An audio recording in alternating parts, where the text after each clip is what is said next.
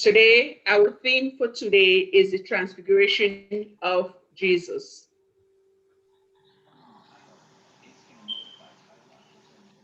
What is transfiguration? Transfiguration is change in form or appearance, an exalting, glorifying, or spiritual change. So as you listen to the definition of the word transfiguration, pay attention to the text. A change in form about you. But when I read what happened, my the transfiguration, where Jesus takes John and Peter up in the mountain and got transfigured, it brought a lot of questions to mind for me. Not only did I want to understand what the meaning of transfiguration so that I can break, but it also gave me all a series of questions. What was this light that they said it shined on Jesus and made his clothes look so bright? What was that? Why was Elijah and Moses present? And why a voice came from heaven? Or why did they choose just Peter, James, and John to travel with him up in the mountain? Those were some questions when I read it that came to mind. So as we go through this journey of understanding the transfiguration of Jesus, let's see if these questions are going to be answered. But before we do that, I want to call to your attention the most important question that baffled me. It says that it's the first three letters. It says that 6 days later, Jesus took Peter, James, John, and led them up the hill. 6 days later. When I hear 6 days later, it tells me that there were certain things that happened prior to that 6 days. So the question becomes, what is it that happened that prompted Jesus to take Peter, James, and John up the mountain 6 days later? And I believe that if we understand what happened prior to that, it will help us give meaning to what happened later. So the question becomes, what happened 6 days prior to that? Which 6 days later, Jesus decided to take them up in the mountain. We are told in the book of Mark, 6 days later, Jesus wanted to find out what the people think or say that he was. He really wanted to know if people knew who he was. So he asked the question, so what do people think? Who do people think that I am? Some thought he was John the Baptist. Some thought he was Elijah. Some thought that he was the prophet. Okay. But what did the disciple think that he was? Peter said he was the Messiah. And yes, he was. He was the Messiah, but he was a Messiah with a saving mission. Accomplish this mission, he was going to suffer. He was going to be buried. He was going to resurrect. So we have to understand this that happened prior to him taking them up. So when Jesus tells these things, the difficult things that he's going to go through as a Messiah, the disciples were not pleased because they don't want to hear those things. You see, but Jesus told them that if anyone wants to become his follower, they have to deny themselves, take their cross, and follow him. Why? Why should they do that? Why should they deny themselves and take their cross and follow him? For those who want to save their life will lose it, and those who lose their life for his sake and the sake of the gospel will be saved. Again, we are trying to understand the things, the events that took place for the 6 days that we're going to be talking about. You see, we must be willing to say no to ourselves so that we can say yes to Jesus. We have to be willing to do that. So the events that took place prior to help us understand the reason of why he took them up to the mountain. Have you found yourself in a situation where God is asking you to do something and you don't want to hear about it? Oh yes, plenty of time. He's asking you to do something and you don't want to hear about it. Sometimes that voice is speaking to you, but you ignore it. You don't want to hear it because he's not telling you the things that you wanted to hear. The same thing the disciples were not wanting to hear because he was not telling the things that they wanted to hear. I'll come back to that question that I've just asked you. If there are times that God is telling you something that you do not want to hear, and how you reacted to that situation and the outcome situations. But 6 days after this incident, Jesus took Peter, James, and John up the mountain and was transfigured, transformed in front of their eyes. He was transformed. Again, change in form or appearance. The light came on him. His garment got lightened, it glittered, the light reflected on him. He was transfigured.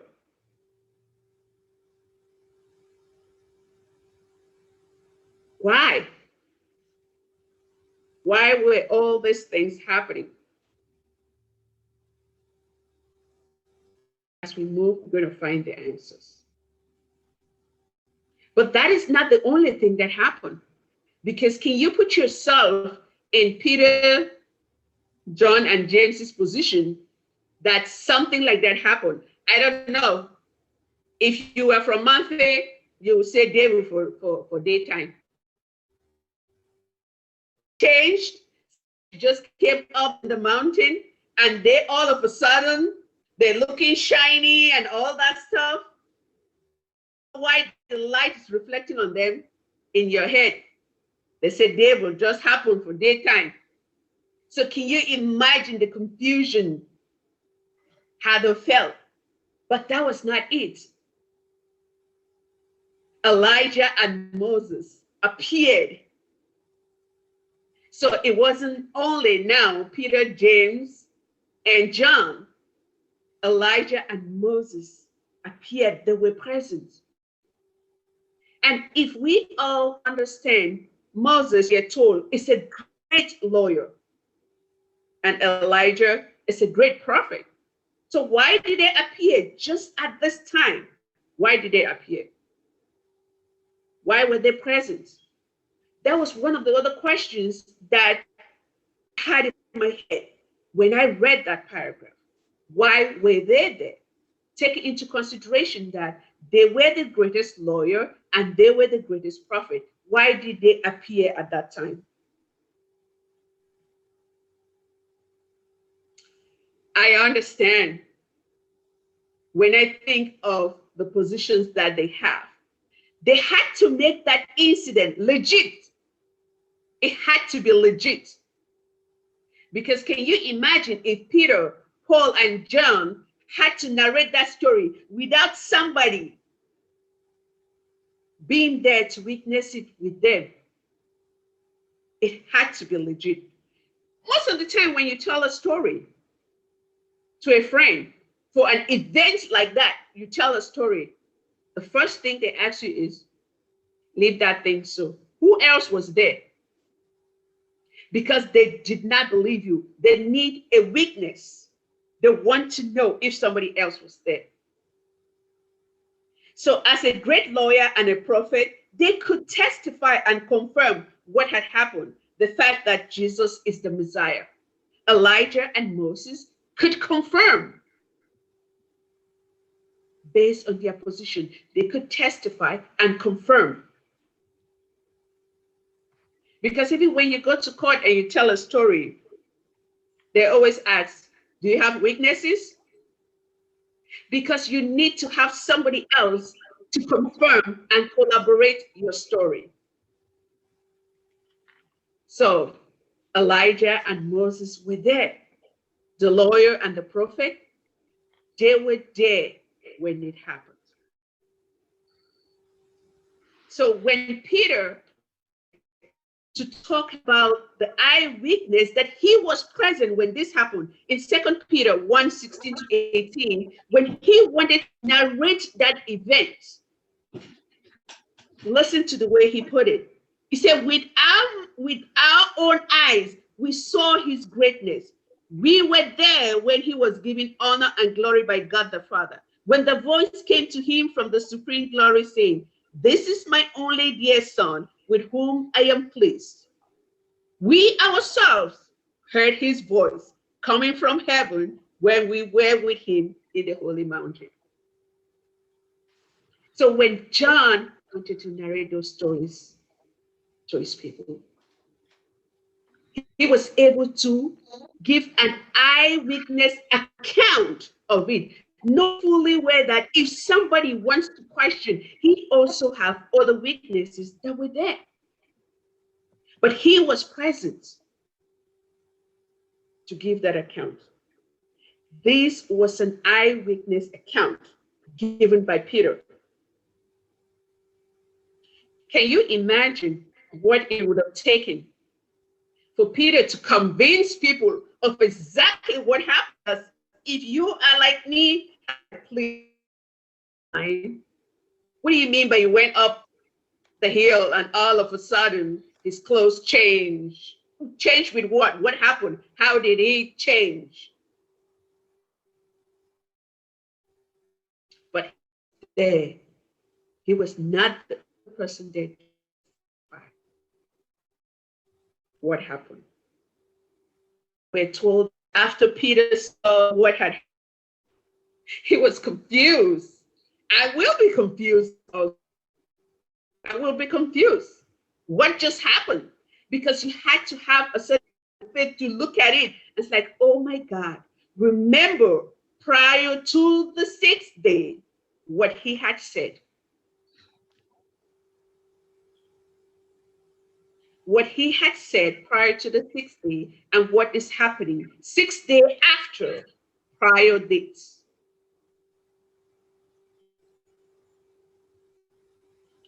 So Peter didn't know what to say. The best thing he could come up with is like, okay, let us make 3 tents, one for you, one for Moses, and one for Elijah. That's all he could say. What else? He's confused. He's just overwhelmed with what he had seen. But he knew that this event had to be honored. And to him, it felt like he didn't say, let's build a tent for Peter, James, and John. He said, no, let's build a tent for Jesus, Elijah, and Moses. Because he could not imagine the company that he had, the people that he was present when all what was happening in the midst of the great lawyer, the great prophet, to be part, to witness what had just happened to Jesus. So when you put yourself in Peter's position, you will understand how he couldn't come up with anything better but just think about something less militant. But he had to honor, that event that he had just witnessed. He had to honor it. But that was not the only thing that happened during the transfiguration. They said we're told that the cloud was covered, shadowed. Then a cloud came from that. They told the cloud overshadowed them, and the cloud came a voice. A voice came from the cloud. Okay. There's are many things happening all at the same time. They are taken up to the mountain. Jesus is transformed. They're trying to digest what they have seen. They see Elijah, they see Moses. Okay, it is just getting weird. All the things that are happening. It is weird if you look at it isolatedly to what is happening. But if you think about what Jesus said prior to, because this is after the 6th day that Jesus had the conversations with them. But the voice that came said, "This is my son, listen to him." That is Mark 9, verses 7. This is my son, listen to him. If Peter, James, and John did not know what to do with the situation or could not relate to it, the voice from heaven educated them to let them understand. This is my son, listen to him. Listen to him.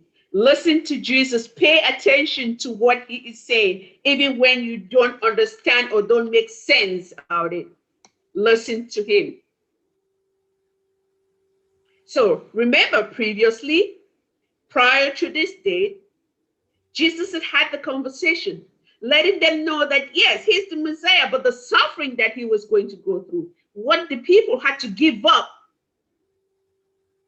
You had to deny yourself, carry your cross to him. So now this voice is them, my son, listen to him. So if you did not listen to him, what he said previously or prior to this event, he's saying, listen to him. Listen to him when he tells you that he must suffer and die. Listen to him when he tells you that you must deny yourself. Listen to him when he tells you that you must take your own cross. Listen to him when he tells you that you must follow him no matter what. Listen to him. You will find salvation. Listen to him. He is my son. Listen to him.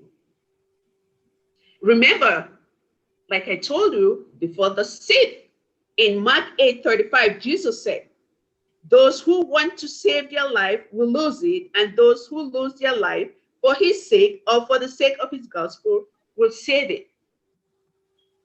Prior to, after the 6th day. That's why we had to understand the event prior to this after 6 days that we were talking about. I come back to the same question I had asked you previously. Have you ever found yourself a situation where God is asking you to do something or telling you something and you do not want to hear? If you have found yourself in that situation and you were supposed to do, I hope that at this point in time, you have already figured out. Listen to him. Listen to him. This is the time to grow closer to God, to become more faithful as we follow Jesus. This is the time to look deeply in ourselves, in our own heart, to see what is holding us behind. And let us create this relationship, for God loves us. It is time to grow more deeply connected to Christ. Seek Him through the scripture and through prayers. Listen to Him. The transfiguration, it revealed the true identity of Jesus. So you now know He is my Son. Listen to Him. Yes, He will suffer. He will resurrect. For He is my Son. Listen to Him. Let us listen to Him through the scriptures and through prayers. For He is my Son. Listen to Him. His identity has been revealed. So listen to Him. This is the word of the Lord. Amen. Lord.